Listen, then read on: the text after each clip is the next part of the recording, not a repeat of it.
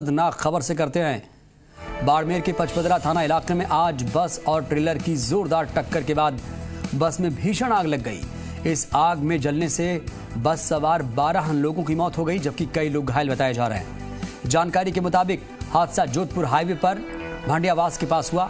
हादसे के बाद बस में 2 दर्जन सवारियां मौजूद थीं। स्थानीय लोगों ने हादसे के तुरंत बाद बस में मौजूद सवारियों को बाहर निकालने का काम शुरू किया। घटना की सूचना पर दमकल भी मौके पर पहुंची और आग पर काबू पाया गया। हादसे की सूचना पर मंत्री सुखराम बिश्नोई, विधायक मदन प्रजापत, जिला कलेक्टर लोकबंधु, एसपी दीपक भार्गव भी पहुंचे। हादसे के बाद हाईवे पर लंबा जाम लग गया और रफ्तार का कहर यहां पर देखने को मिला है।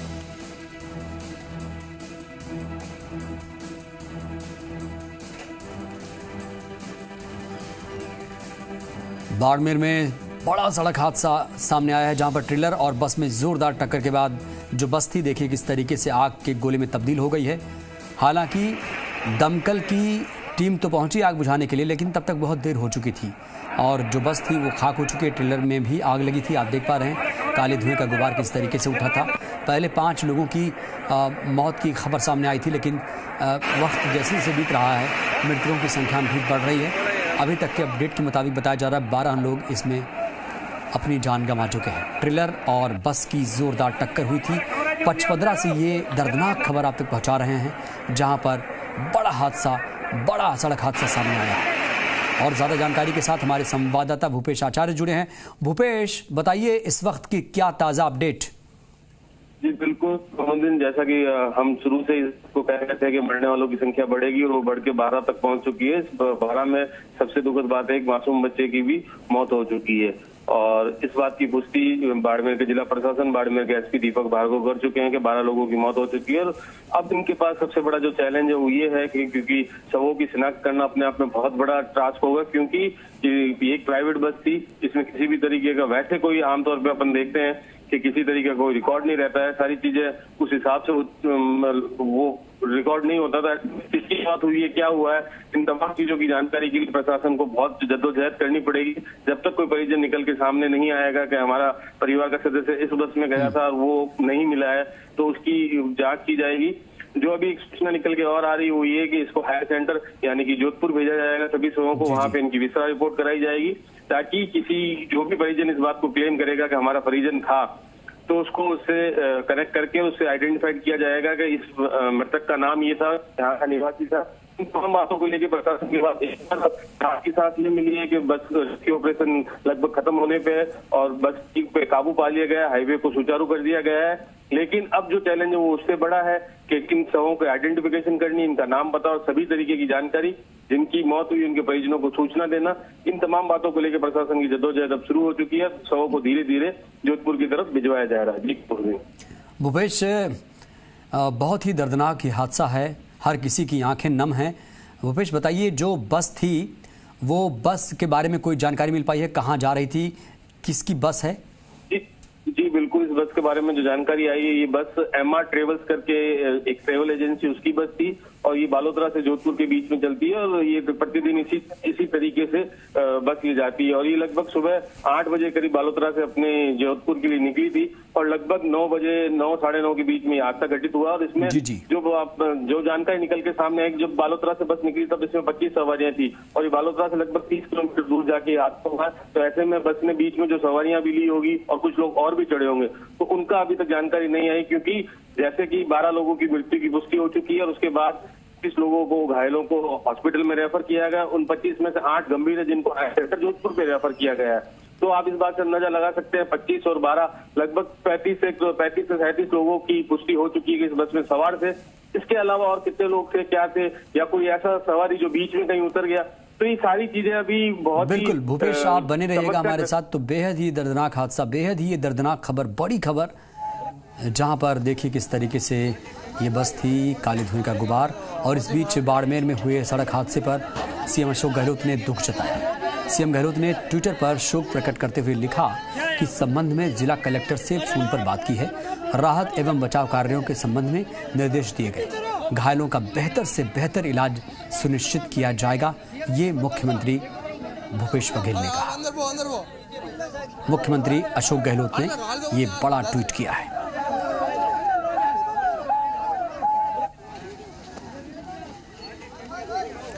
और हमारे संवाददाता ज़्यादा जानकारी के साथ अरुण हर्ष भी जुड़े हुए हैं।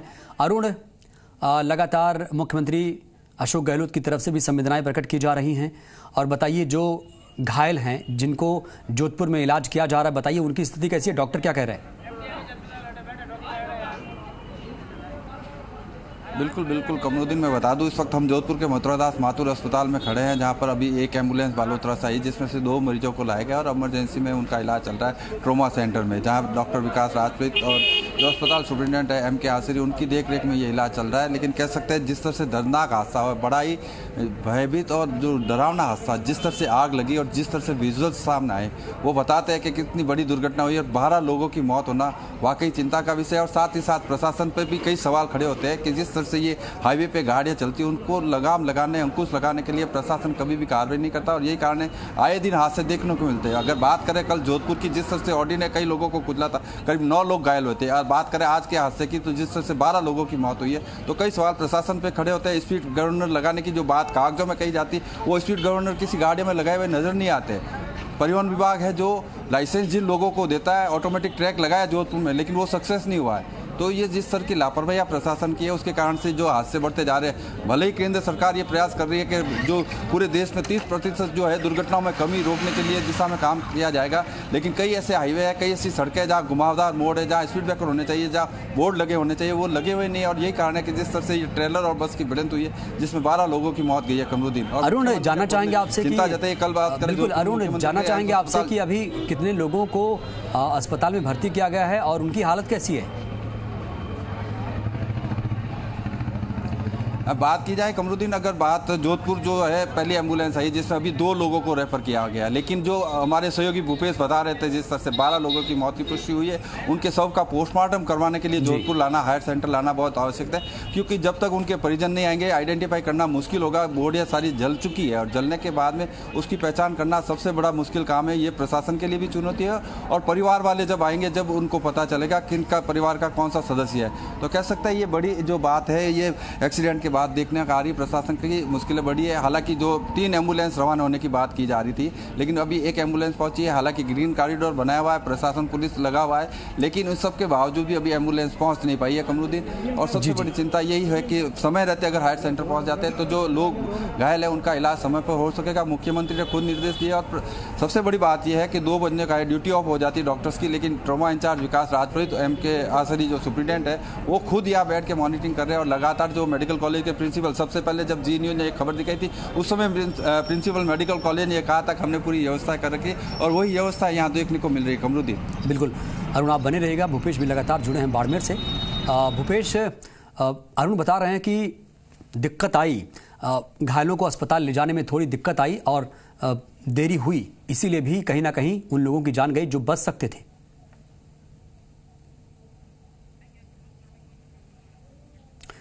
तकनीकी कारणों से हमारी आवाज़ भूपेश तक नहीं जा रही है, दोबारा जोड़ेंगे भूपेश से, जानकारी लेंगे, क्योंकि हमारे दोनों संवाददाता लगातार दोनों स्थलों पर बने हुए हैं। रुख करेंगे अरुण का। अरुण, बिल्कुल जो स्थिति बनी हुई है, और कहा जा रहा है कि जो शवों की शिनाख्त है वो चुनौतीपूर्ण है, कैसे होगी शवों की शिनाख्त, और क्या किसी तरीके से कोई संपर्क कर रहा है?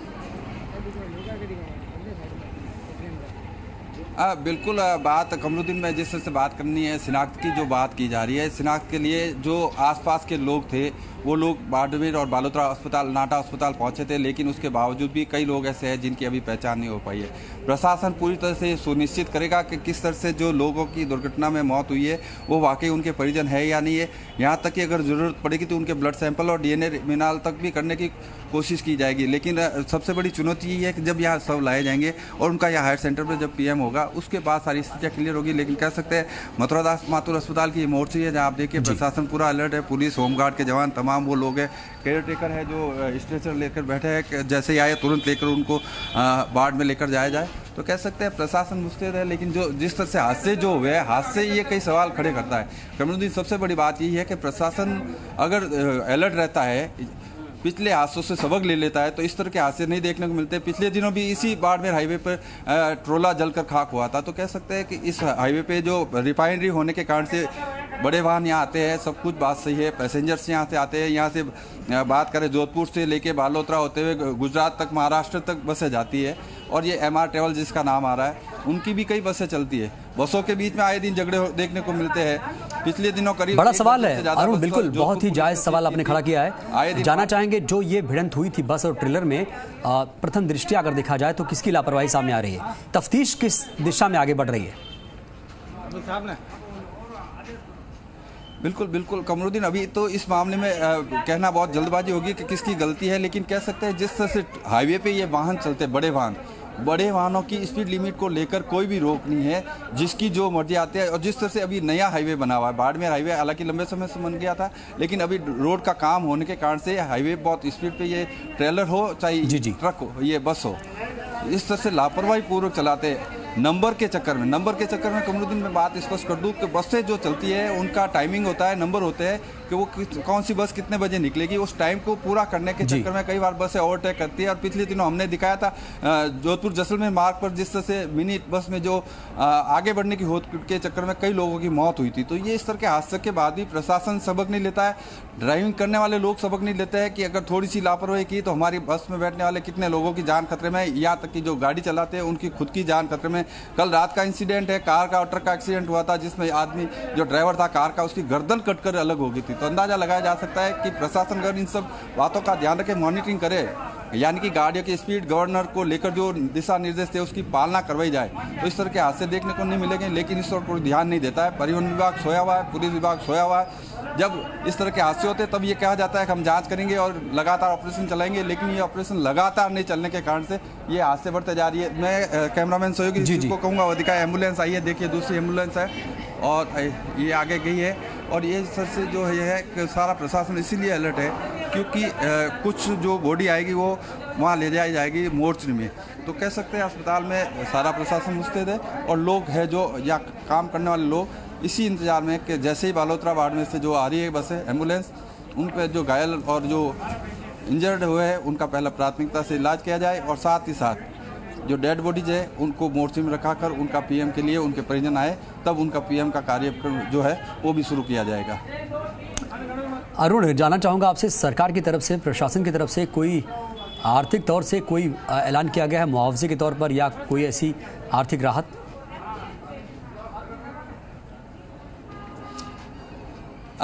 कमरुद्दीन, अभी तक तो कोई इस तरह की घोषणा की नहीं है। जो आमतौर पर दुर्घटना होती है उसके बाद में जो सरकारी गाइडलाइन है उसके अकॉर्डिंग जो मुआवजा देने की बात है। हालांकि कल मुख्यमंत्री जोधपुर शहर में थे, उन्होंने एम्स में जाके जो कल वो जो फुटपाथ पर झोपड़ी में रहने वाले बच्चे की जिसकी युवक की मौत हुई थी उसके परिवार को 2 लाख दिए थे। गंभीर रूप से घायलों के लिए 1-1 लाख रुपये की घोषणा मुख्यमंत्री की थी और 50-50 हज़ार रुपये जो साधारण घायल के लिए। आज वाले इंसिडेंट में अभी तक प्रशासन की तरफ से कोई गाइडलाइन नहीं आई, कोई घोषणा नहीं हुई है। अभी भी प्रशासन कई मामलों में जो सिर्फ वेट एंड वॉच कर रहा है, वो परिस्थितियों को समझने का प्रयास कर रहा है कि ये हादसा हुआ कैसे और जिस तरह का हादसा बड़ा विभत्स हादसा हुआ था और सुबह सुबह लोग अपने काम पे निकले थे, यानी ये बस में जो लोग बैठकर बालोतरा से जोधपुर आ रहे थे ये नौकरी पेशा लोग हैं। कई लोग ऐसे जोधपुर से बालोतरा का डिस्टेंस 1 घंटे का रहता है कमरुद्दीन, और ये लोग अप डाउन करते हैं। अब उसमें से कितने लोग कौन नौकरी पेशा, बिल्कुल ये चैलेंजिंग है, ये चैलेंजिंग है अरुण की जो मृतक हैं उनकी शिनाख्त, उनकी पहचान आखिर कैसे होगी। बेहद शुक्रिया आपका। बढ़ते आगे, कोटा के मंडाना में NH 52